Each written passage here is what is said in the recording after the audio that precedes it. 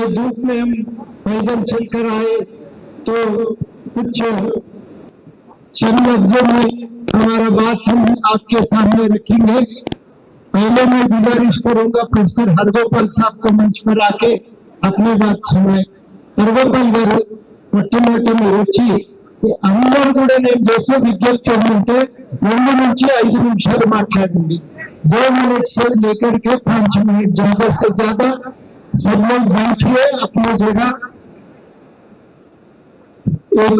एक आप यहाँ मंच पर आके अपना बात सुनाइए। बहुत सारे लोग हैं बात करने का, हमें भी ज्यादा वक्त नहीं है तो मुझे हरगोपाल गाరు మీదకి రావాలి।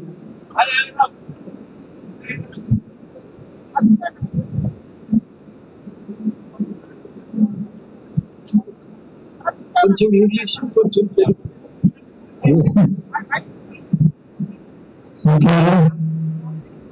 హైదరాబాద్ లో हमारी संस्कृति की निदर्शनंगा हैदराबाद का जो गंगा जमुना का तहजीब है, ये तहजीब के हम सब लोग 4 से चल के इधर आए। ప్రపంచ చరిత్రలో ఇప్పుడు జరుగుతున్న యుద్ధం ఏదైతుందో, ఇంత అక్రమ యుద్ధము, ఇంత అమానుష యుద్ధము గతంలో బహుశా ఎప్పుడు జరిగి ఉంటుంది। కాల కింద లేని ఒక దేశం దాని మీద యుద్ధంతో ప్రారంభమై ఇవాళ ఇది దాదాపు ప్రపంచ యుద్ధంగా మారుతుందా అనేటువంటి ఒక ప్రమాదంలో మానవ చరిత్ర ఒక మలుపు తిరుగుతున్నది। ఈ సందర్భంలో యుద్ధం అంటే ఏమిటి, యుద్ధం చేస్తున్నట్టు విధ్వంసం ఏమిటి, ఈ విధ్వంసం దేనికోసం అవుతున్నది, సామ్రాజ్యవాదము ఎందుకింత విషపూరితంగా మారింది, ఎందుకింత నగ్నంగా ప్రపంచం ముందు నిలబడిందనే ప్రశ్న ప్రజా సంఘాలుగా, రాజకీయ పార్టీలుగా, ఈ దేశంలో ఉండే మైనారిటీస్ అందరూ కూడా ఇంతకాలంగా మాట్లాడుతున్న సామ్రాజ్యవాదం ఏదైతుందో దాని నిజ స్వరూపము, దాని నగ్న స్వరూపము ఇవాళ మన ముందు నాట్యం చేస్తుంది, ఒక రకమైన విషయ నాట్యం చేస్తుంది। అది ఎక్కడి దాకా పోయిందంటే చిన్న పిల్లల బడి మీద, అమ్మాయిల బడి మీద బాంబు వేసిందాకపోయింది। పిల్లల్ని ద్వేషించడం, పిల్లల్ని ప్రేమించలేకపోవడం అమానుషత్వం ఏదైతుందో ఇవాళ మనకు స్పష్టంగా మన కళ్ళు ముందు కనిపిస్తుంది। యుద్ధం ఎందుకు జరుగుతుంది, యుద్ధానికి ఏమిటి కారణం? ట్రంప్ ఉదయం నుంచి సాయంత్రం దాకా ప్రతిసారి ఒక కారణం చెప్తున్నాడు। ఆయన చెప్పిన 2 కారణాలు, ఒకటి ఇరాన్ లో టెర్రరిస్ట్ ఉన్నారని ఇరాన్ అణు ఆయుధాలను తయారు చేసుకుంటున్నాయి, నీ దగ్గర అణు ఆయుధాలు ఉన్నాయి, నువ్వు చాలా బాధ్యత కలిగిన వాడుగా నీ దగ్గర ఆయుధాలు తప్పలేదు, కానీ వేరే దేశాలు ఉండకూడదు, నువ్వు ఉపయోగించని వాడు అంటే నువ్వు 2వ ప్రపంచ యుద్ధంలో అణుబాంబులు వేసిన వాడిని టెర్రరిజం అన్నాడు। ఇరాన్ లో టెర్రరిస్ట్ ఎందుకు చేస్తున్నది, అమెరికా వాళ్ళు చేస్తున్నది, మీద బాంబులు వేయడం టెర్రరిజం కాదా, మనుషులను నిర్దాక్షిణ్యంగా చంపడం టెర్రరిజం కాదా? టెర్రరిజం అనే పేరు చెప్పి ఇవాళ అమెరికా, ఇజ్రాయెల్ కలిసి ఈ ప్రపంచ విధ్వంసాన్ని అయితే చేస్తుందో అది మానవీయతను, మానవత్వాన్ని, మానవ భవిష్యత్తును, ప్రజాస్వామ్య భవిష్యత్తును, మానవ విలువలు ఎత్తున్నాయో కొన్ని వేల సంవత్సరాలుగా మానవులు కూడబెట్టుకున్నటువంటి అత్యంత మానవీయ విలువల విధ్వంసం జరుగుతున్నది। పాలస్తీనా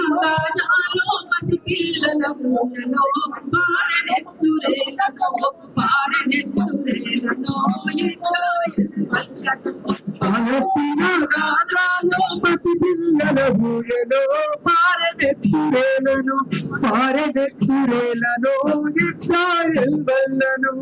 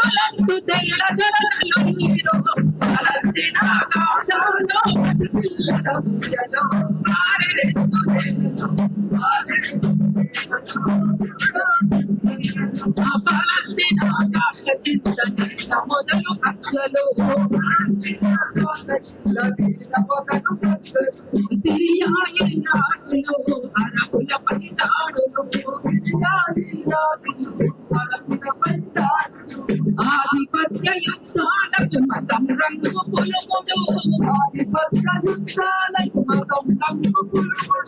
మల్లె పూల విప్లవాన్ని కల్లోల పరుచుడు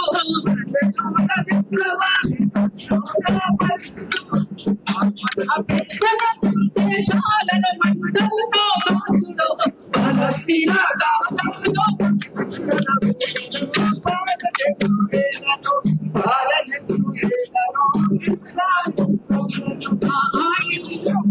కొరకు ఆగతంట యుద్ధము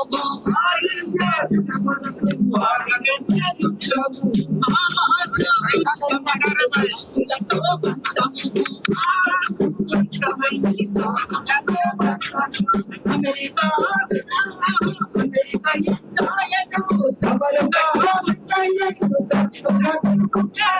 పంపులతో అరే గాజా జనవాసము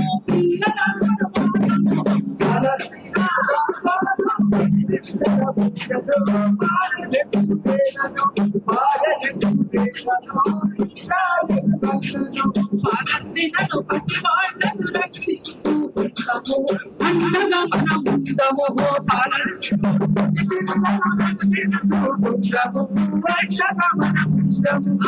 అండగా మనం ఉందము గుండె కట్టుకుందము అమెరికా ఇజ్రాయెల్ తరిమి తరిమి కొడదము శాంతి తరిమి తరిమి కొడదము శాంతి కోరుకుందము కిలకిలమని గలగలమని పసిపూనల నవ్వులు జాజి మల్లె పువ్వులు జాజ మల్లె పువ్వులు తారా జాబిల్లులు జాజి మల్లె పువ్వులు తారా జాబిల్లులు జాజి మల్లె పువ్వులు తారా యుద్ధానికి వ్యతిరేకంగా పోరాడతాం పోరాడతాం. అమెరికన్ సామ్రాజ్యవాదానికి వ్యతిరేకంగా పోరాడదాం. అమెరికన్ సామ్రాజ్యవాదానికి వ్యతిరేకంగా ట్రంప్ కి तानाशाही नहीं चलेगी. మిత్రులారా, చాలా अमेरिका का तानाशाही नहीं चलेगी. నుండి ఇక్కడ వరకు అంటే 3.5 इजराइल కిలోమీటర్లు की तानाशाही नहीं चलेगी. చిన్న పిల్లలు సైతం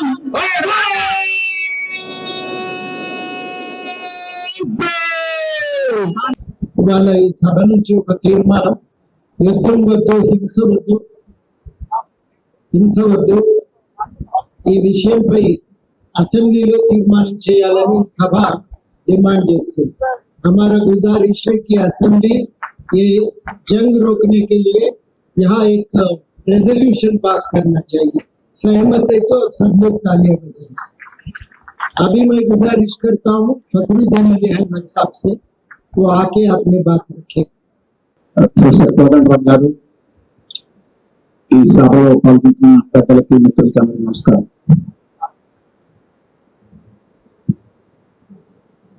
మనమందరం ఈరోజు అమెరికా ఇజ్రాయెల్ దురాఘాతం ఖండించడానికి వచ్చాం. ఇరాన్ మీద అమెరికా సామ్రాజ్యవాదం ఇజ్రాయెల్తో కలిసి యుద్ధం ప్రారంభించి 4 రోజులు కావస్తుంది. ఈ 4 రోజుల్లో ఇజ్రాయెల్ మొత్తాన్ని నేలమట్టం చేయాలని, విధ్వంసం సృష్టించాలని, మారణకాండ చేయాలని చెప్పేసి అమెరికా ఇజ్రాయెల్ ప్రయత్నం చేస్తుంది. ఇజ్రాయెల్ అధినేత ఖమేనీ గారిని, అలాగే మరో ముఖ్యమైన నాయకుడు దౌత్యవేత్త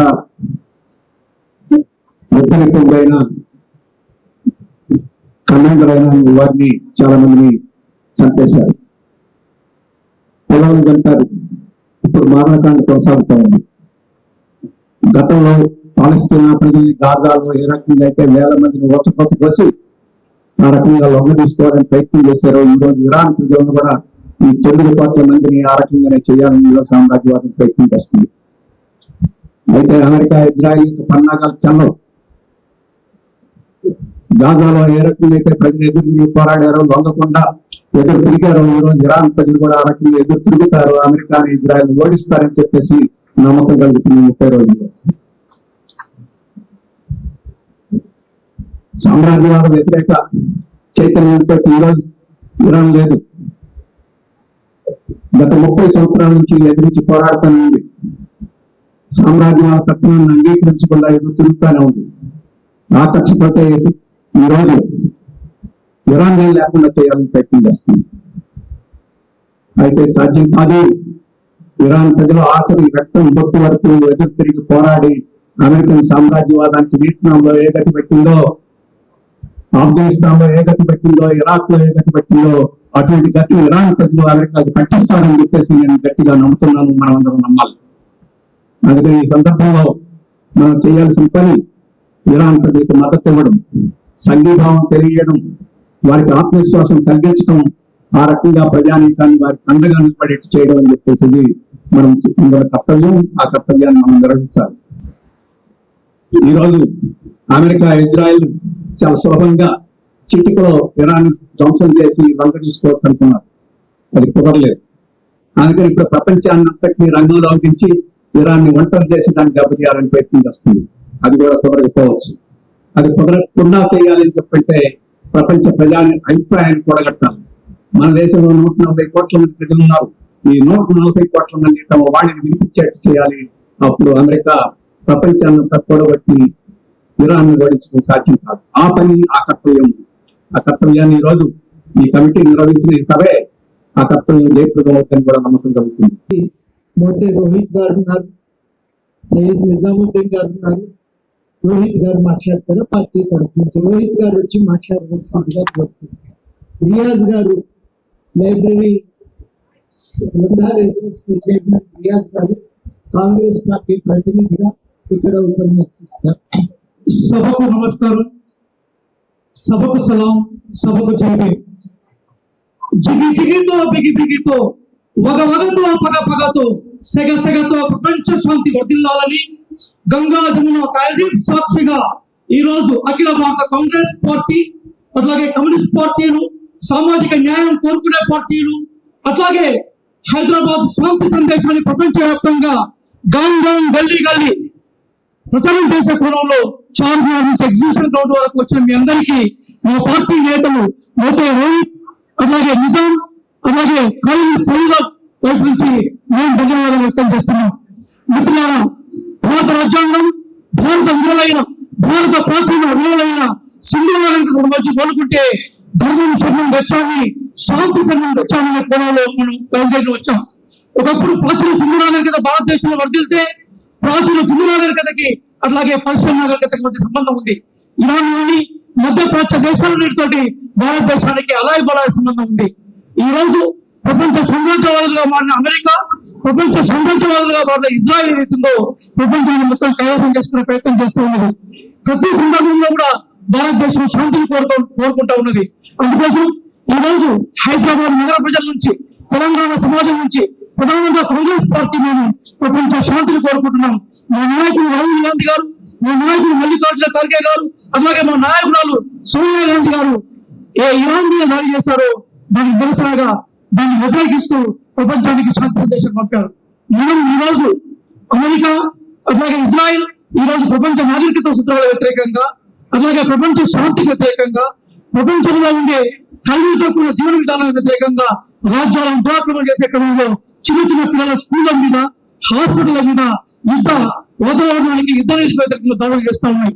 ప్రజాస్వామ్యాన్ని కోరుకునే వాళ్ళు, నాగరికతను కోరుకునే వాళ్ళు, మానవత్వాన్ని కోరుకునే వాళ్ళు, ప్రపంచంలో భవిష్యత్ తరాల కోసం నిలబడే వాళ్ళందరం కూడా పార్టీలకు అతీతంగా irrespective of caste, religion, creed and sect, we are Indians.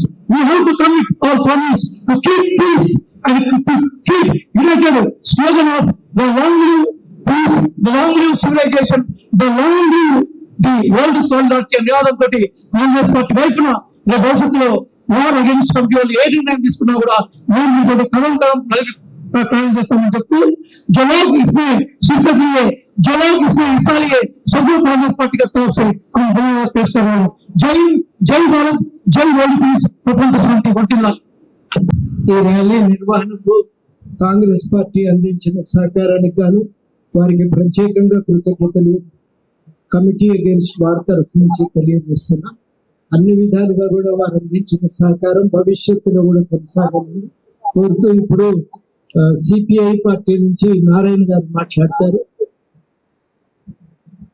Narayana గారి తర్వాత జమాతే ఇస్లాం నుంచి ఫక్రుద్దీన్ అలీ అహ్మద్ సాబ్ అఖ్తరీ.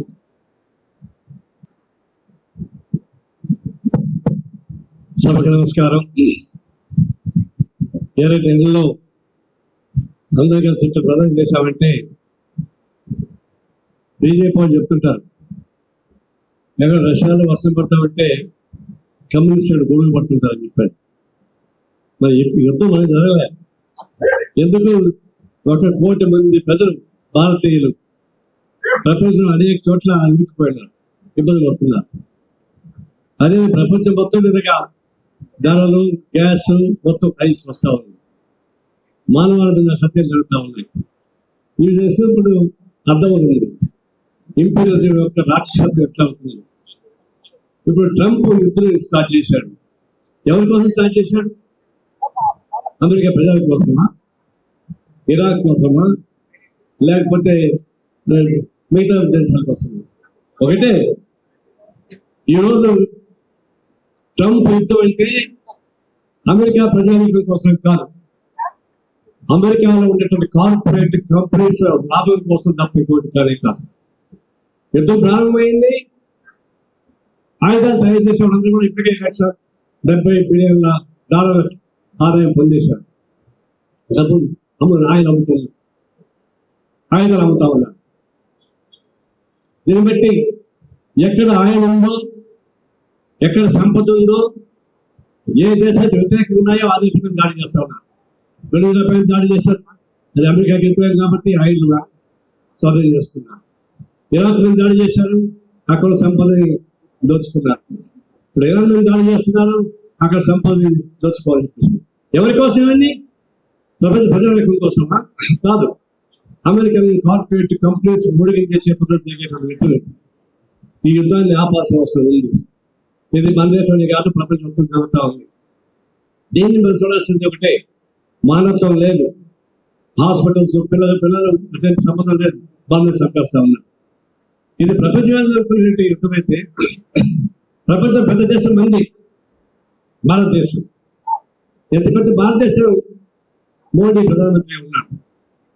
ఆయన అంటున్నాడు మనందరం ఐక్యంగా ఉందాం, శాంతియుతంగా ఉందాం అంటున్నాడు. ఇంకోవైపు ఇరాన్ తోట మహాన్ చేస్తున్నాడు.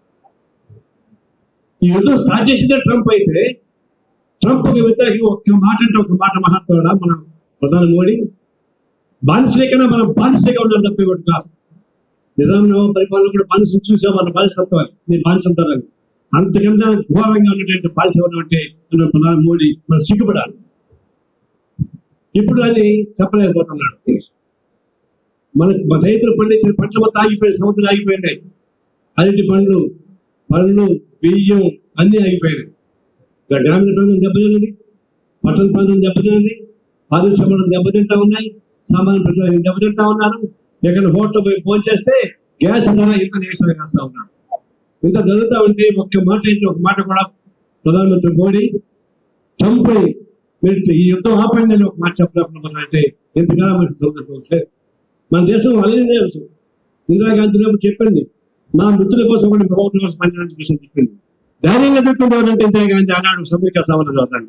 కానీ ఈనాడు ఇందిరాగాంధీ లావుగా ఉన్నాడు, పొడవుగా ఉన్నాడు, కానీ ఆయనే వెనకాంది గుండె ఉన్నట్లు చూడకపోతే ఇది యుద్ధం. ఇప్పుడు అమెరికాలో ఉన్నటువంటి 50 రాష్ట్రాలలో 90 లక్షల మంది నిరసన ప్రదర్శన చేస్తా ఉన్నారు. టుడే అమెరికాలో ప్రజలు వ్యతిరేకిస్తా ఉన్నారు, ప్రపంచం మొత్తం వ్యతిరేకిస్తా ఉంది.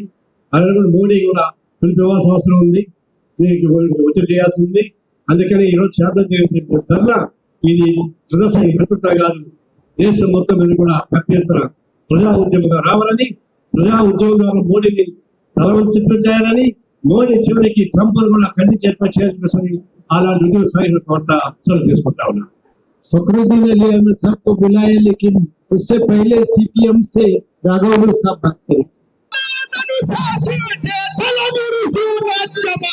అగ్రరాజ్యపీఠమా అమెరికా సామ్రాజ్యమా, దుష్కర్మల దేశమా దురంతాల నిలయమా, దుష్కర్మల దేశమా దురంతాల నిలయమా. ఖండాలన్నిటిలో కండగలనివా, ఖండాలన్నిటికి నీవే ఖండగరుడివా, ఖండాలన్నిటికి నీవే కండగరుడువా, ప్రపంచాన్ని నీవే పోలీసు హెడ్డువా, ప్రపంచానికి నీవే పోలీసు హెడ్డువా. దేశాన్ని పచ్చగా మననీయవో, ఏ దేశాన్ని పచ్చగా మననీయవో, ఏ దేశాన్ని పచ్చగా మననీయవో, ఏ దేశాన్ని పచ్చగా మననీయవో, ఏ జాతిని స్వచ్ఛగా బతకనీయవో. అగ్రరాజ్యపీఠమా అమెరికా సామ్రాజ్యమా, దుష్కర్మల దేశమా దురంతాల నిలయమా, దుష్కర్మల దేశమా దురంతాల నిలయమా. అంతర్యుద్ధాలు నేర్పి కూల్చిన రాజ్యాలు ఎన్ని, అంతర్యుద్ధాలు చేసి కూల్చిన రాజ్యాలు ఎన్ని, అంతర్యుద్ధాలు చేసి కూల్చిన రాజ్యాలు ఎన్ని, అంతర్యుద్ధాలు చేసి కూల్చిన రాజ్యాలు ఎన్ని. కుట్రలు కుహాలు పన్ని చేయించిన హత్యలెన్ని, కుట్రలు కుహాలు చేయించిన హత్యలెన్ని. కరువు కాటకాలు నిర్బంధ నిరాశయులు, కరువు కాటకాలు నిర్బంధులు నిరాశలు.